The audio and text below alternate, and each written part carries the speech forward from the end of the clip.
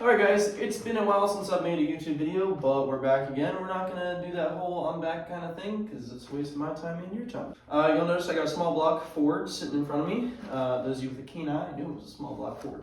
We were supposed to have a 350, but this was easier to get to, so now Ford power. It's going to be my first ever race engine build, and I'm going to do it with absolutely no funding but my poorly paid job.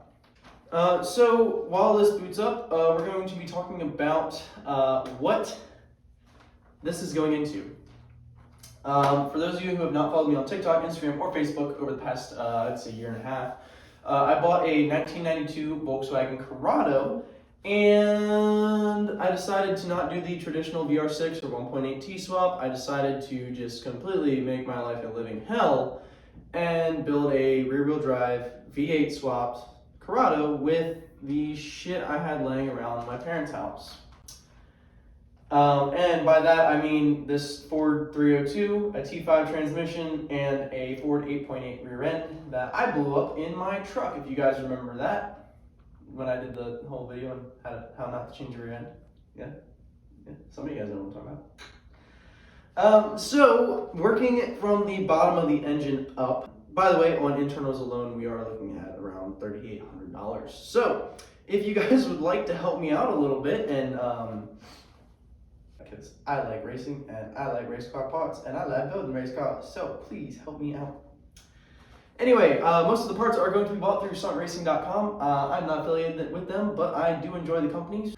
So, we are looking at a SCAT rotating assembly. If you guys don't know what a rotating assembly is, that would be the crank, rods, pistons, bearings, and rings, all in one magical little package that makes them go. So we're going with a Comp Cam's Magnum hydraulic roller cam. I thought it was the Thumper. I thought wrong. And that kit comes with the camshaft, the roller lifters, hydraulic roller lifters, in fact, fancy. Timing chain and cogs or gears, however you'd like to refer to those. Valve springs, valve seals, retainers, and I think that's it. I don't think it comes with push rods, which we have all the factory parts. We blew this engine apart literally 2 days ago. Me and my girlfriend and my dad and my brother.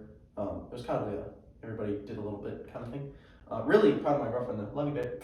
Of course, since we're going to be making power, we are going to stud the bottom end and the heads. Extra strength, ARP.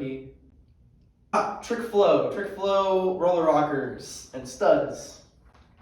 Because they're blue and they look cool.